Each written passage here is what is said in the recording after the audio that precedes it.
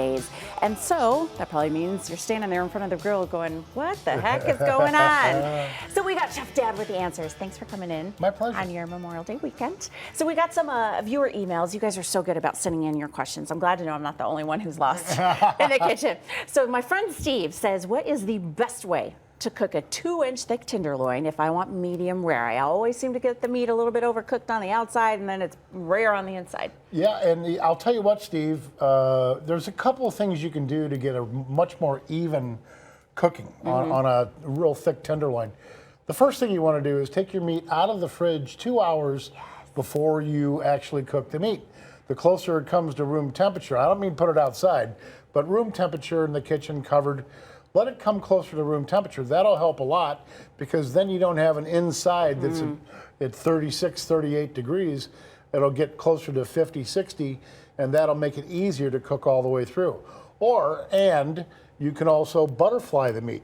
Butterflying meaning that if you got a piece this thick and you cut it almost all the way through, not all the way through, but you open it up like a butterfly, and that cuts the thickness down, but you still have that wonderful flavored meat, and plus you can season more of the meat. More surface area. Correct. Yeah. You know, so that's another way you can do it.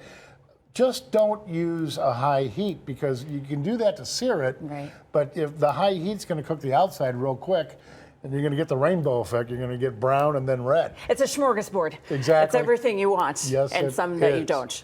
So, burgers. Burgers. It's hamburger day. I know. Apparently. Yeah, I've heard. Of course you know. So Mark says, we like our burgers cooked medium well. They always end up a little bit dry. So what do you say to maintain the juiciness? You know, a good little trick, especially if you're using very lean meat. A lot of people are going from 80-20 to 90-10 or 95-5. Once you give up that fat, you give up a lot of the juiciness, of course. But what I do is I will sprinkle the meat with a little bit of olive oil before I form the patties. Okay. And that olive oil is not many calories, but it's going to give you that juiciness on the inside that you normally would lose by cooking a burger, which most people cook their burgers to medium well.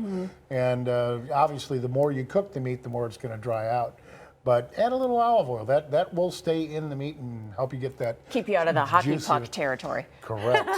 Nobody wants that. Go Nashville. And then George writes in, my family loves barbecue baked beans when we do our Memorial weekend feast. So they're spicy, but not crazy hot group. So what should I add to my batch that'll make just a little bit of punch? You know what I discovered that I liked a lot, George, when I make my barbecue baked beans, that makes them taste so much better, adds a little bit of spice but not heat, is chili powder, like you would use in making chili. But you know that good old Texas red chili powder? Yeah. Perfect. You know, to barbecue baked beans, I would say for every 2 cups, 3 cups of the beans, I would use maybe a teaspoon, a half a teaspoon to a teaspoon of the chili powder.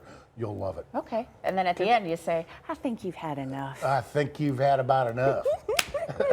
Blazing Saddles fans over here. Yes, it is. All right, so if you've got some questions, we'd love to hear from you. You can email your questions directly to questions@chefdad.com. He reads them all, picks them out, and then we read some of them here on Good Morning Arizona. Love to hear from you.